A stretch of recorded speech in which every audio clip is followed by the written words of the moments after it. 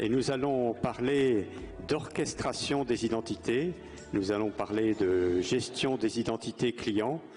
Nous l'avions mentionné en ouverture, c'est un sujet extrêmement intéressant parce qu'il allie à la fois les côtés de gestion des risques, de gestion de la conformité, de connaissance client, de relations clients.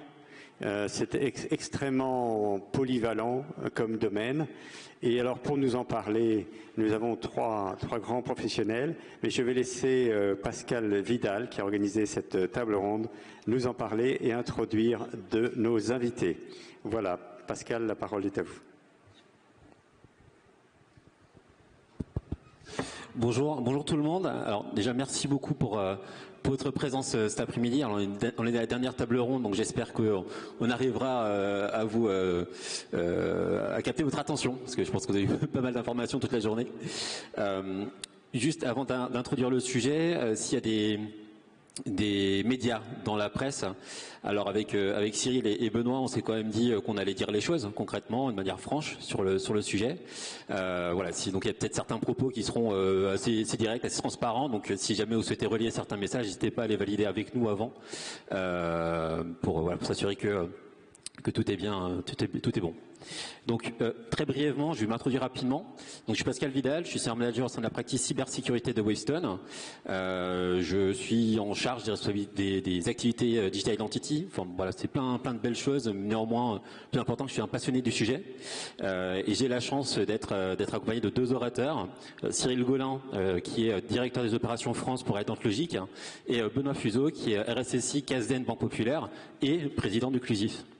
Donc on a quand même deux beaux orateurs de qualité.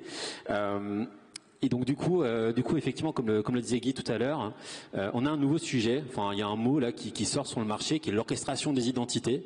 On parle aussi un petit peu d'identity fabric. Voilà, c'est de nouveaux termes qu'on essaye de mettre sur un sujet qui est finalement de comment on fluidifie la donnée, comment on la comprend mieux, comment on gagne en visibilité sur celle-ci.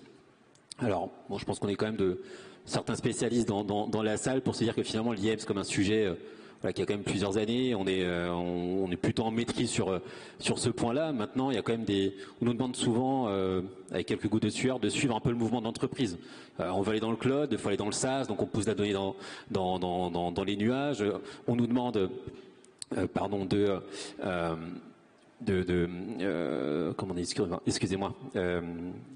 également répondre à faire patte blanche, excusez-moi, sur tout ce qui est réglementation data privacy, donc d'avoir les données, de savoir qui a accès à quoi ces données-là. On ouvre le SI de plus en plus à des tiers, et ça on n'arrête pas, des tiers de type business, partenariat business, mais aussi des tiers qui vont administrer l'infrastructure. Enfin bref, on a de la donnée qui va vraiment partout. Et donc on se pose la question finalement de est-ce qu'on est vraiment en maîtrise de nos données d'identité, de nos données d'accès, d'autorisation, et donc l'idée c'est de se dire est-ce qu'on peut gagner en fluidité sur cette gestion-là avec l'orchestration des identités. Donc du coup on a la chance du coup de pouvoir avoir un éditeur puis un RSSI puis également président d'une grande association sur l'identité numérique. Alors ce que j'aimerais bien tout d'abord pour introduire le sujet, c'est finalement Cyril, est-ce que tu pourrais peut-être nous expliquer ce concept d'orchestration d'identité, pourquoi on en parle aujourd'hui? Oui, merci Pascal. Bon, quand on dit orchestration, il y a plusieurs idées derrière ça. Il y a une idée de coordination, voire de synchronisation. Il y a une idée d'automatisation. Il y a probablement aussi une idée qui est l'échange, la communication ou de la visibilité sur les processus et sur les données qui sont échangées. Donc, orchestration des données d'identité. L'idée, c'est pour avoir des bonnes fondations pour mon système de gestion des identités. D'ailleurs, à vrai dire, aussi bien pour les clients que pour l'interne, pour les salariés. Ça commence par avoir une bonne vision sur mes données d'identité et m'assurer que les bonnes données d'identité sont disponibles et mises à disposition de tous les systèmes qui sont consommateurs de ces données d'identité, les applications, l'infrastructure et toutes les briques, tous les services IAM de type authentification, autorisation, SSO, etc.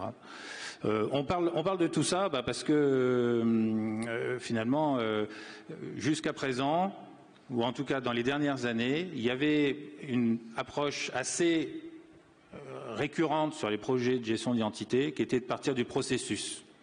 La gestion d'identité était décrite comme une série de processus de type enrôlement, onboarding, hein, donc on a quelqu'un qui arrive, que ce soit un nouveau client ou un nouveau salarié, les processus de changement, mover ou transfert, ou etc. Et puis évidemment le départ, le fameux il faut déprovisionner. Mais c'était vu toujours du point de vue du processus, dans une approche finalement top-down. Et on arrive à la fin au niveau des données et puis on se rend compte que finalement on n'avait pas anticipé ça et les données d'identité c'est pas facile à c'est pas facile à maîtriser quoi. Hein. Enfin Benoît si tu oui, quand on a préparé la table ronde en fait donc à titre CASDEN, j'ai lancé un projet d'IAM il y a quelques années et je l'ai bien planté. Voilà. C'est pour ça que quand Pascal disait qu'on disait la vérité, c'était un peu l'objectif de cette table ronde, c'est que ça apporte de la valeur. Et pourquoi on l'a planté? Parce que quand on parle de processus, ça change en fait toute la chaîne dans l'entreprise. Et donc ces projets d'IAM, c'est vraiment des choses de fonctionnalité et on le répète pas suffisamment, c'est pas un sujet technique. On parlait de la qualité des données quand on a préparé cette table ronde aussi. La plupart du temps, c'est comment j'ai entre mon AD et mes logiciels une référence qui me permet d'identifier que c'est bien la bonne personne qui est des deux côtés. Le mail, c'est bien, mais il y a des mariages, des divorces, des changements de nom, des évolutions. Et donc, du coup, c'est pas forcément une clé qui est suffisante. Et donc, en fait, moi, quand on a lancé ce projet, et quand j'ai discuté aussi avec des membres du CLOGI, je me suis vraiment aperçu d'une chose, c'est que le vocabulaire est très important. C'est bien de rappeler, en fait, ce que c'est une habilitation, un compte, une identité. Ça peut être des mots qui vous paraissent simples, mais en fait, souvent, on n'a pas la même vision que ces deux personnes qui sont des éditeurs ou des intégrateurs qui font ça toute la journée. Moi, je suis simplement un RSSI et quand je rappelle à un métier qu'est-ce que c'est une habilitation, qu'est-ce que c'est une authentification, vous avez l'impression de savoir, mais en fait, vous ne savez pas forcément ce que ça veut dire précisément. Et donc, ça, c'est des choses aussi assez basiques. Et puis, quand on commence à s'attaquer, comme l'a dit Cyril, sur les processus, il y a des métiers que vous n'avez pas forcément estimés sur la charge, sur le changement. Quand on est dans une entreprise, tout changement est assez complexe. Donc, une conduite du changement par rapport à ça. Et moi, je me suis fait avoir parce que je n'avais pas assez impliqué mes ressources humaines. Je pensais que c'était quelque chose de naturel. Ça me paraissait une évidence. Et en fait, non, je me suis armé à vouloir changer le processus. Et eux, et à juste titre, parce que c'était des changements, que ça impliquait un peu plus de travail de leur part, et ils ont mis beaucoup de barrières par rapport à ça. Et puis sur l'orchestration, dans les processus, en fait, c'est la récupération des données.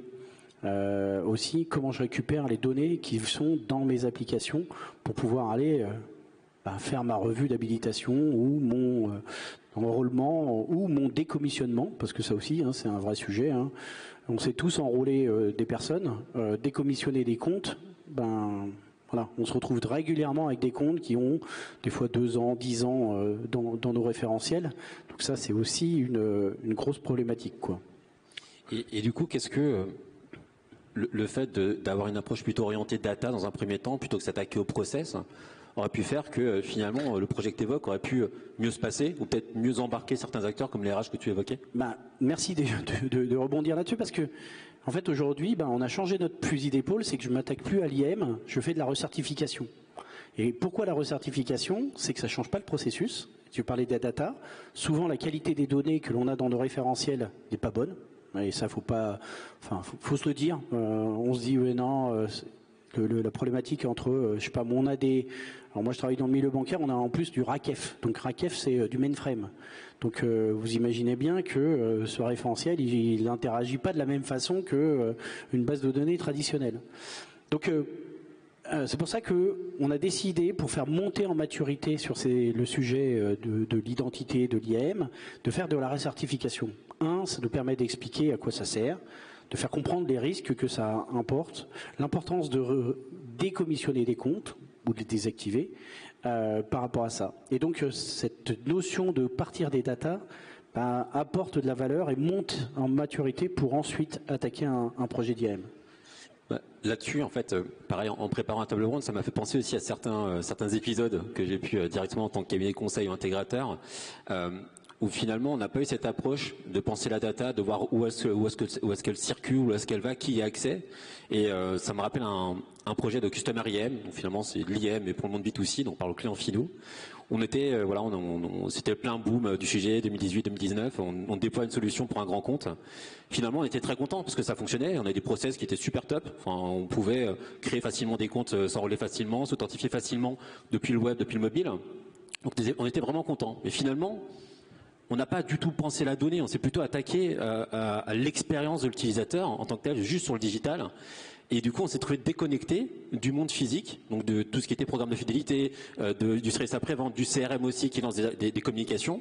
Et en fait, finalement, on s'est aperçu, en prenant un peu de recul sur le projet, que de ne pas avoir eu cette pensée data en priorité fait que chacun avait sa vision du client. Et finalement, quand il accédait à tel ou tel service, quand il allait parler au SAV, quand il allait parler au SAV de l'entreprise, quand il allait parler plutôt au monde finance de l'entreprise, parce qu'il y a une branche finance dans celle-ci avec des cartes de paiement, finalement, chacun avait des données différentes.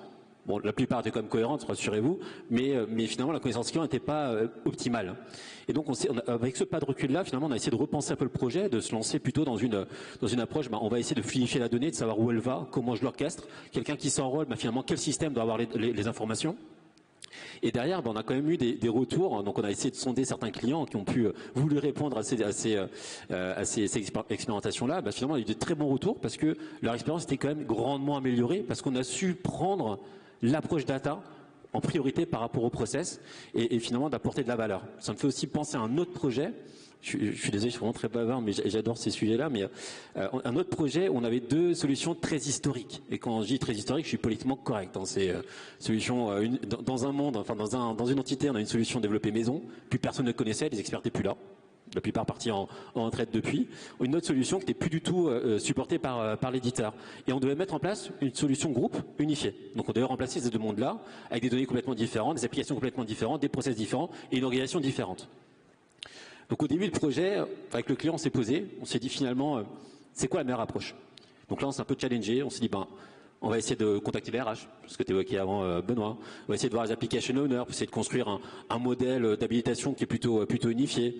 On va plutôt aller voir les architectes aussi, pour voir de quelle manière on pouvait avoir des scénarios un peu simples pour déployer la solution groupe. Et finalement, on s'est quand même dit que le mieux, c'est peut-être de déployer déjà cette solution-là. On ne casse pas tout. Et cette solution-là, on va la plugger avec les deux systèmes pour finalement agréger la donnée et de permettre aux personnes, aux métiers d'y accéder, d'avoir des reporting dessus, de mettre en qualité de la donnée avant de se lancer dans la transformation. Et ça, pour le coup, si on n'avait pas pris cette orientation-là, je pense qu'on aurait pris pour 3-4 ans de transformation devant nous. Là, on a réussi en 1 an et demi. Et je pense que c'est vraiment lié à ça. Du coup, ça c'est plutôt des retours d'expérience, retour terrain. Toi, Cyril, j'ai quand même une question, en toute franchise. On a quand même pas mal de buzzwords sur ce milieu, comme tu l'évoquais, un gros vocabulaire assez riche. Mais est-ce que l'orchestration des identités, c'est pas finalement des choses qu'on faisait déjà un petit peu avant, peut-être pas un délire d'architecte, mais peut-être un mot gartnerisé pour mettre un mot derrière justement cette prise au contrôle de la donnée? En gros, tu me demandes si c'est du bullshit, quoi. Voilà. Un petit peu. Bon. Mais en plus poli, hein. Mais en plus poli, hein. Oui, ok. Bon, il faut aller regarder un peu au-delà du discours marketing parce qu'effectivement, quel que soit l'éditeur, l'objectif c'est tous les 3 mois on va sortir un nouveau concept pour expliquer qu'il faut acheter le nouveau produit. Enfin, vous connaissez l'histoire.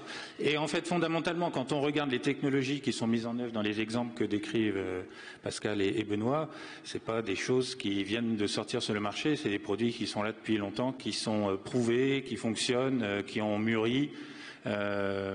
Et qui permettent d'atteindre des objectifs. Je pense que finalement, derrière les grands mots, le message qu'on essaie de vous communiquer, c'est effectivement de partir et d'utiliser les données comme le pivot pour structurer votre démarche et votre architecture IAM, c'est IAM. Ce qui, mine de rien, nouveau n'est pas spontanément ce que vous allez vouloir faire ou ce que les éditeurs ou les intégrateurs vont vouloir vous conseiller de faire. Ce qui n'est pas forcément non plus la démarche qui va tout de suite être visible. Parce que quand on parle de qualité de données, honnêtement, c'est un sujet ingrat. Mais si on ne traite pas la qualité de données, de toute façon, c'est plus tard qu'on se casse les dents. Donc, il y a certainement une stratégie à développer pour trouver des quick wins. Et on peut trouver des quick wins, néanmoins, même si on traite d'abord la donnée. Mais c'est avant tout ça, c'est une stratégie de déploiement, c'est une stratégie de structuration. Je pense que ça peut s'appliquer si on est vraiment novice et qu'on démarre et qu'on veut mettre en place ces outils d'IAM. Ça fonctionne aussi si on a plus de maturité, si on a déjà un existant et qu'on veut dépasser certaines limitations. Et puis, honnêtement, nous, ce qu'on observe en tant qu'éditeur, enfin là où finalement on est sollicité assez souvent, c'est quand il y a une circonstance exceptionnelle dans la vie d'une entreprise, quelque chose qui fait que d'un seul coup, il faut se remettre en cause parce que les outils existants sont arrivés aux limites. Alors, quelques exemples, je ne sais pas, des opérations de fusion-acquisition, ça à chaque fois, ça devient évidemment un casse-tête pas possible. Et ça casse les systèmes IAM orientés processus parce que tout est en doublon, parce que tout est... Voilà. Donc, repartir de la donnée et se dire, mais avant tout, ce qui est important, c'est d'avoir la vision exhaustive, l'inventaire exhaustif de toutes mes personnes, de tous leurs comptes et de tous leurs accès qui soient accessibles à un seul endroit. C'est ça qui va me permettre de faciliter l'intégration de mes différents systèmes et, in fine, des processus. De la même façon, excuse-moi, mais le move to cloud, enfin toutes ces opérations dans lesquelles petit à petit on commence à mettre du payload dans un cloud, voire dans plusieurs clouds, et on se retrouve avec plusieurs IDP, et chaque fournisseur de cloud aujourd'hui part du principe que vous allez tout mettre chez lui et que donc vous allez pouvoir tout mettre dans son IDP à lui, dans son annuaire à lui, et qu'il n'y a donc pas besoin de se préoccuper de savoir s'il en reste on-prem ou s'il y en a chez le voisin. Bon, bah ça aussi, c'est des problématiques de synchronisation qu'on rencontre de plus en plus fréquemment. Bah, tu vois, on va faire participer la salle et on va faire un petit sondage. Qui connaît dans son AD le nombre de comptes exact? Un peu hésitant. Hein. Pourquoi vous avez hésité à lever la main? C'est à 10 près, c'est à 100 près, c'est à 1000 près? Non? À 10 près. Donc 2 personnes, je ne sais pas combien on est dans la salle, voilà. Donc moi je lève la main parce que j'ai fait ce travail, donc je sais exactement. Et le premier constat qu'on a fait, et je vous invite à faire ce constat, regardez le nombre de comptes par rapport au nombre de salariés. Okay, ça c'est assez drôle. Vous allez voir, ça c'est un bon indicateur aussi, et là il n'y a pas besoin d'être ingénieur pour comprendre qu'il y a un problème sur les identités. Okay, je vous parlais de la désactivation des comptes sur les choses. Alors maintenant on va aller encore un petit peu plus loin pour vous faire participer, parce que j'en vois qui sont encore sur leur téléphone, donc ça les intéresse pas trop. Donc deuxième question, qui connaît le nombre exact de comptes de service qu'il y a dans son AD? Ah, on n'a plus qu'une personne, on a perdu le deuxième. Les autres? Ok. Compte de service. Et bien maintenant, compte de test. Voilà, et je pourrais vous faire la liste comme ça dans paquet. Donc moi, je suis le seul à pouvoir le dire, alors, du coup, parce que j'ai fait ce travail, et je vous invite aussi à le faire, parce que les comptes de service, qui les maîtrise? Est-ce que vous savez à quoi ils servent? Tous. C'est des vraies problématiques. Et la qualité de données, c'est ça aussi. Voilà, c'est comment je suis dans la maîtrise. Tout à l'heure, on parlait aussi de récupération des applications. Qui est responsable de l'application pour aller récupérer l'information sur les identités? La plupart du temps, on ne sait même pas quoi. Voilà. Et donc ça, c'est tout un travail en amont quand vous lancez dans ces sujets. Et c'est aussi, pourquoi je vous parle de ça, c'est parce que dans mon échec, c'est ce que j'ai constaté. C'est qu'aujourd'hui, on n'était pas dans la maîtrise en fait des données que j'avais et que j'allais utiliser.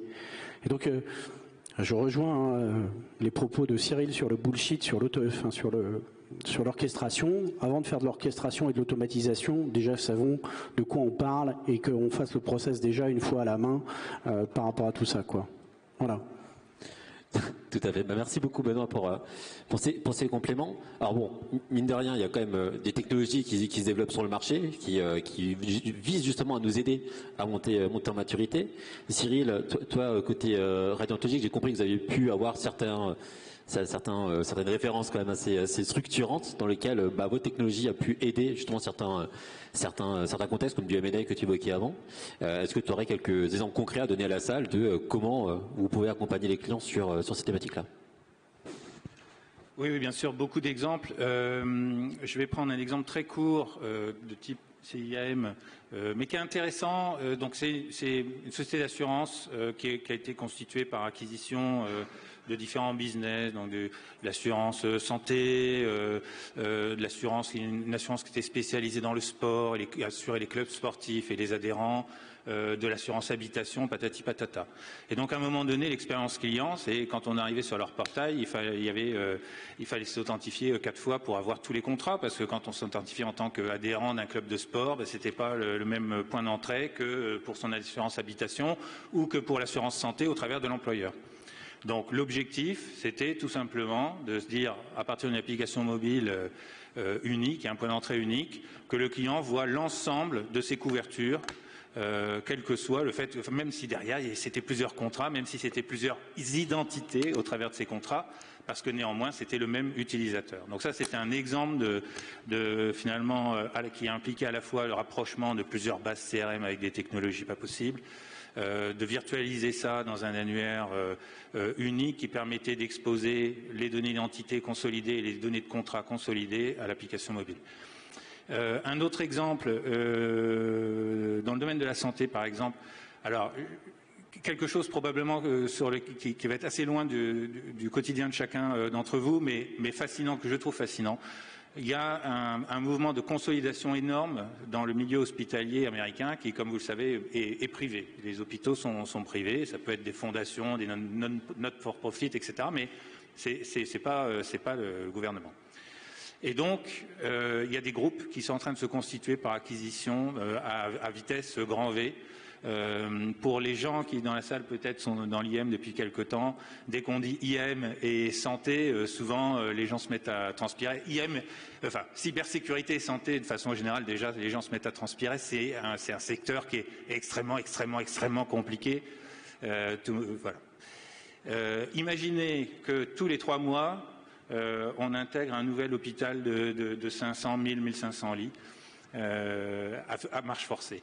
Donc il y a aujourd'hui dans ces grands groupes, il y a des équipes entières qui sont dédiées à l'intégration suite à ces opérations d'acquisition, à l'intégration des systèmes IT pour qu'il n'y ait aucune interruption évidemment du soin, du suivi des patients, etc. etc. Vous imaginez, en tout cas pour les gens qui ont touché un tout petit peu au monde de la santé, c'est juste vertigineux.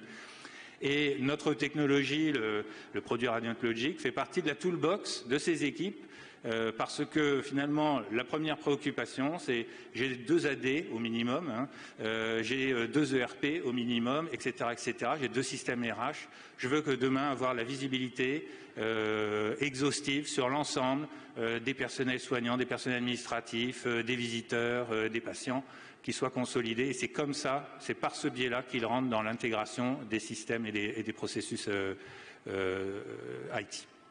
Donc des sacrées usines en fait, avec des approches extrêmement spectaculaires parce que tout ça c'est fait en 3 mois de temps. Du coup, merci beaucoup Cyril. Donc finalement encore on montre encore à quel point maîtriser la data est extrêmement important dans ces systèmes très éclatés, très décentralisés. Si j'essaye peut-être de synthétiser un peu tout ce qu'on a pu dire cet après-midi, c'est que finalement l'orchestration des identités, ou identifabrique, ou peu importe le mot qu'on peut être derrière, c'est pas qu'une technologie. Ce ne sont pas que des solutions technologiques. Il y en a qui aident, comme Radiant Logic, mais c'est surtout une approche qu'on doit tous avoir, qu'on commence dans l'IAM, qu'on est en train de mettre en place une solution, ou même si on est mature, on y gagne à repenser et à remettre la data comme priorité dans nos démarches IAM. Et c'est pas bateau ce qu'on dit, parce que demain, si on veut aller un cran plus loin, et pour être très mainstream et dans le thème du FIC, enfin pardon, du Forum Cyber, excuse-moi Guy, il y a l'IA. L'IA va venir et ça peut faire sourire, mais tous les éditeurs intègrent de l'IA. Et donc on va avoir de l'IA qui va faire de la recommandation d'accès, de l'IA qui va faire de la recommandation pour prise de décision sur la certification d'accès, de l'IA qui va analyser de la donnée, identifier les comportements anormaux. Tout ça s'appuie sur de la data d'identité, de la data d'autorisation, et on se doit de la maîtriser en tant que responsable IAM. Également, il y a d'autres approches comme ce qu'on appelle le Dynamic Access, l'ABAC, le Habituated Access Control. Enfin, pareil, ça prend une même chose, on a plusieurs noms. C'est dingue quand même ce milieu de l'IAM. Mais pareil, on va s'appuyer sur les données d'identité pour donner une autorisation à la volée à un utilisateur. Donc là, pareil, si on ne cherche pas à être dans la maîtrise, on va se planter. Et ça, c'est catégorique. Donc moi, ce que je vous recommanderais tous, c'est d'intégrer dans vos réflexions qui sont en cours ou à venir dans vos roadmaps, un sujet autour de la data, de se poser la question, est-ce que je sais où va la data? Où est-ce qu'elle circule? Qui y a accès? Parce que demain, elle sera juste obligatoire. Et je pense que, comme vous le savez de plus en plus, l'identité devient vraiment le premier périmètre de sécu sur les années à venir. Donc voilà, je pense que c'est vraiment un message fort qu'il faudra avoir en tête. Peut-être que Benoît, tu peux peut-être ajouter quelque chose oui, sur il ne faut pas oublier que la réglementation arrive. Hein. Ce que tu dis là, ça va aussi accélérer les choses. Hein. Nice 2, Dora, tout ça va aussi accélérer tout ça. Et sur l'IA, il y a aussi justement aussi qui fait la requête. Comment je détermine qui va faire la requête et qui va aller accéder à des données, etc. Là aussi, il y a des sujets qui vont être, à mon avis, passionnants. Alors moi j'aurais un autre conseil, et là je vais parler en tant que président d'Occlusif. Je vous invite tous à revenir rejoindre l'Occlusif pour justement évoquer ces sujets. Et il y a un groupe de travail, je vous l'annonce en avant-première, qui va être remonté par Cyril au sein d'Occlusif, puisque ces deux sociétés sont membres d'Occlusif. On a un stand en D5, donc voilà, si vous voulez avoir plus d'informations, on a des personnes qui pourront aussi vous donner des informations sur l'Occlusif. Voilà. Très bien. Cyril, peut-être un dernier mot?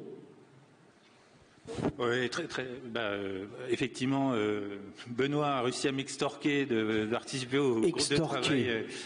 Je ne fais pas du racket, je ne touche rien du tout, je suis bénévole, donc extorquer, je n'accepte pas le mot. Pardon, alors je retire le mot, j'aurai plaisir à participer au groupe de travail, et si ça vous intéresse, voilà, ça sera ma première, donc je fais appel à toutes les bonnes volontés qui viendront nous prêter main forte. Non, voilà, il n'y a pas de martingale, c'est évident, mais il y a moyen de faire des beaux projets, il y a moyen de monter des architectures à l'échelle, qui sont prêtes pour l'avenir. Voilà. L'IAM, des fois, a toujours une réputation de sujet dans lequel on rencontre plus d'échecs que de réussites. Ce n'est pas une fatalité. Non, mais il faut juste en parler. C'est pas grave un échec. Hein. Encore une fois, on apprend beaucoup de ces échecs, et je pense qu'on a un problème par rapport à ça aussi en France de façon globale, c'est qu'on n'en tire pas assez d'enseignement de ces échecs. Je pense qu'il n'y a rien de grave en soi. Enfin, je veux dire, la CASDEN continue à vivre, on continue à enrôler, décommissionner. Par contre, on a une approche beaucoup, et je pense qu'on a progressé grâce à cet échec, parce qu'on a pris conscience que ce que je vous disais sur la maîtrise des comptes, sur on parlait de qui détient la data et comment elle circule. Et en fait, on s'aperçoit qu'il y a quand même sur ce sujet-là beaucoup de manquements. Et là, on invente des nouveaux termes entre automatisation, orchestration et tout ça. Mais les basiques, on les a toujours pas, quoi. Décommissionner un compte, je vous défie, ça aussi, j'aurais pu poser la question, qui connaît son process de décommissionnement? Aujourd'hui, il y a encore plein de boîtes où ça ne fonctionne pas, quoi. Et même si on le connaît, est-ce qu'il est efficace? C'est ça aussi les questions qu'il faut aussi se poser par rapport à tout ça, quoi. Donc voilà, je pense qu'il y aura encore pendant des années et des années encore des sujets sur l'identité avec encore de nouveaux buzzwords. Je pense qu'on n'est pas, c'est sûr. On a des bouts créatifs dans vos sociétés, donc voilà. En tout cas, merci beaucoup à tous les deux. Alors, on s'est donné un peu moins de 10 minutes pour les questions, pour échanger avec vous, si vous avez des questions particulières par rapport au sujet, ou par rapport à des réactions particulières par rapport à ce qui est évoqué. Oui.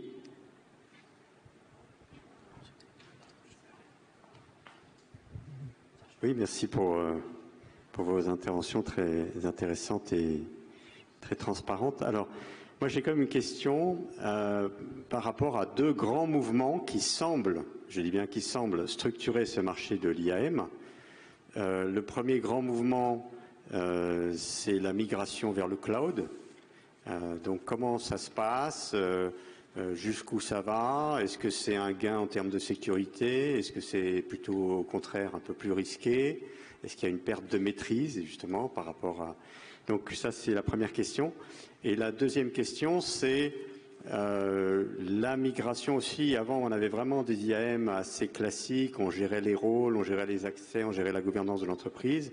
Et depuis 5 ans, on voit quand même beaucoup d'entreprises dire je vais gérer la relation client à partir de l'IAM, à travers le CIAM, je vais régler comme ça, je vais avoir le consentement du RGPD, je vais avoir la gestion plus fine de la connaissance des besoins de mes clients, je vais harmoniser entre les différents canaux mobiles, web, physiques, la relation avec mes clients. Et là aussi, il y a une dimension d'orchestration, c'est je vais parfois, pour les entreprises grand public, elles ne sont pas toutes grand public, je vais pouvoir imaginer certaines formes de synchronisation avec les réseaux sociaux, soit purement grand public, soit parfois un peu professionnel, Salesforce, etc. Donc, je voudrais bien avoir votre vision sur ces deux grands mouvements. Qu'est-ce que vous en pensez? Comment vous voyez? Je me lance, c'est ça?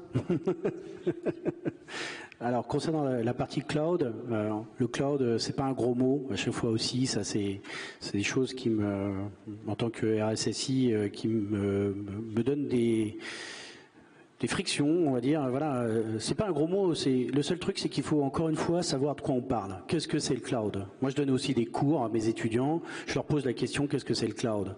Ils me disent le nuage. Ok, bon, voilà, on n'a pas beaucoup progressé.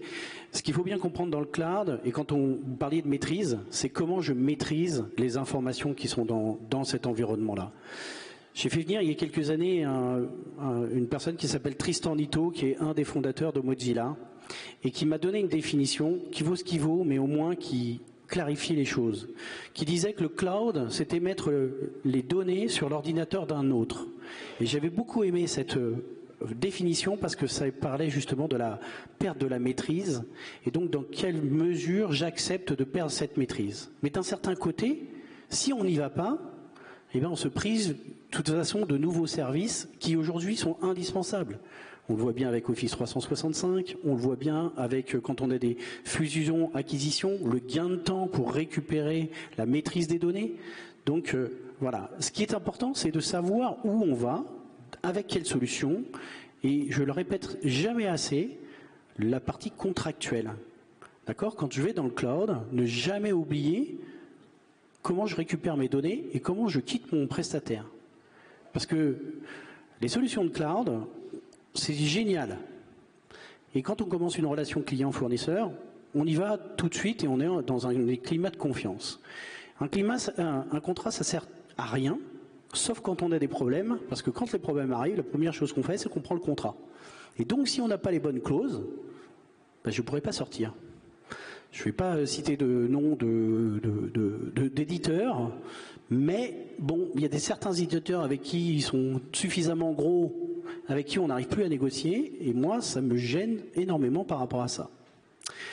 Et concernant votre deuxième question qui était sur... Juste Benoît, si je peux compléter, juste sur le cloud, comme ça on peut terminer sur la première question. Alors, il y a aussi une grosse composante sur le cloud qui est importante à avoir en tête, c'est que quasiment toutes les entreprises sont sur un move to cloud. Il faut mettre les infras dans le cloud, il faut cloudifier les infrastructures qu'on a en SaaS et les mettre dans le cloud.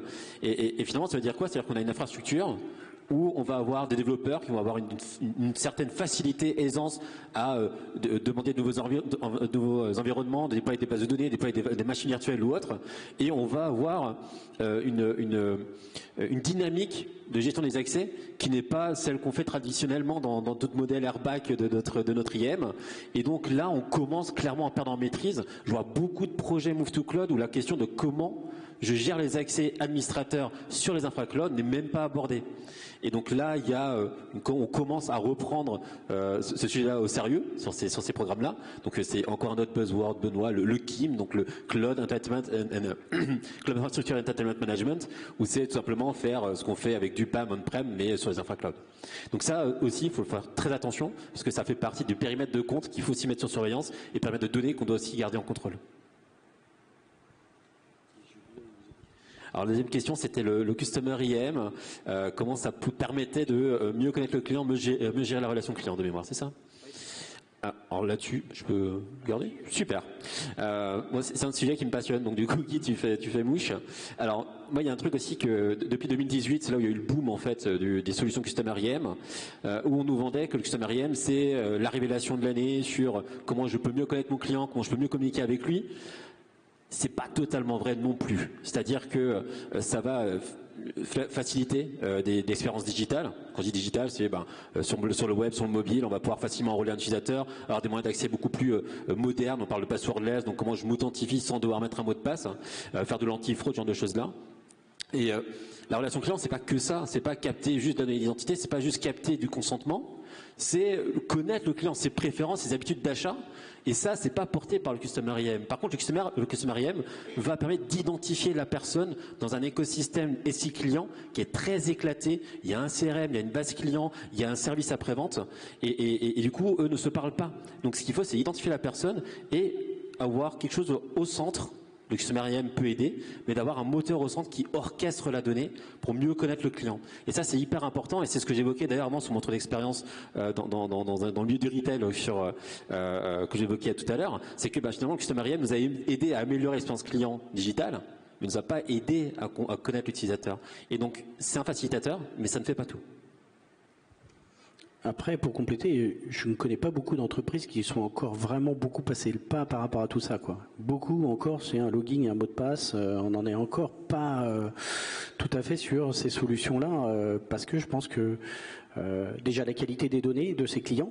Encore une fois, hein, la qualité des données est toujours l'essentiel sur l'identité. Il y a souvent cette problématique. Donc aujourd'hui, et les vœux pieux de faire tout ça et de mieux connaître son client, mieux connaître son parcours, etc., ça reste pour l'instant encore des choses que, moi dans les membres, j'en ai pas entendu beaucoup parler qui mettaient cette maturité. Et je pense que la promesse est là, mais on n'a pas encore passé le gap, quoi. Puis je vous dis encore une fois, hein, quand on a du mainframe, comment on gère toute cette relation qui va jusqu'au bout, quoi. C'est aussi ça les enjeux, hein.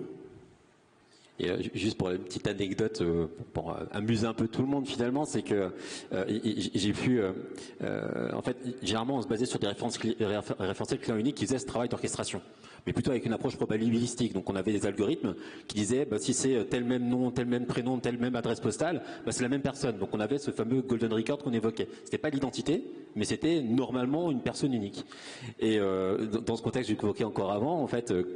Un des faits qui nous a mis la puce à l'oreille qu'on n'était pas bon sur la data, c'est qu'on a quand même une personne qui avait acheté un bijou, un homme qui avait acheté un bijou, et sa femme a reçu la facture. Sauf que ce bijou n'était pas adressé à sa femme. Et donc on a eu des remontées au service client de cette entreprise, comme quoi la donnée n'était pas bonne. Il voulait porter procès en fait finalement à l'entreprise parce que on a mal redirigé l'information. Et tout ça parce qu'on était sur une approche probabilistique, encore avec un algorithme qui était défaillant à ce moment-là. Et donc là effectivement, maintenant on identifie mieux les clients et peut-être qu'on va s'affranchir de ce type de cas-là, quoi. Du coup, vous prenez le sexe maintenant en compte? Presque. Il y a peut-être d'autres questions. Oui. Ouais, si on a le temps de répondre à une autre question, je ne sais pas si. En tout cas, n'hésitez pas à venir rejoindre. Je vous dis, ce sujet, hein, le Clusif, c'est un club d'experts en cybersécurité qui regroupe des professionnels de la cyber. On n'a pas de sponsoring en soi, hein, on est complètement agnostique par rapport à ça. Donc moi je paye la même cotisation que les deux personnes qui sont là. Donc c'est pour ça que c'est intéressant ce modèle économique, parce qu'on apporte à une parole et qui n'est pas Wavestone, qui n'est pas la Casden, qui n'est pas Radiant. C'est justement de réfléchir sur la bonne pratique. Il y a déjà un guide qui existe sur l'IAM et vous pouvez le trouver en libre service sur le site du Clusif. Ce document date de 2018 et qui avait pour objectif d'essayer justement d'initier les bonnes pratiques pour lancer un projet d'IAM. J'étais un des contributeurs, donc j'étais assez fier. Je m'étais dit avec ça, je ne peux pas me planter, et malheureusement, j'ai quand même planté le sujet. Donc vous voyez, voilà, c'est pas pour ça, quoi. Mais aujourd'hui, il faut le remettre. Donc je suis extrêmement heureux, et je vais le répéter, que Cyril va prendre le sujet. Donc voilà. Merci en tout cas. Merci beaucoup.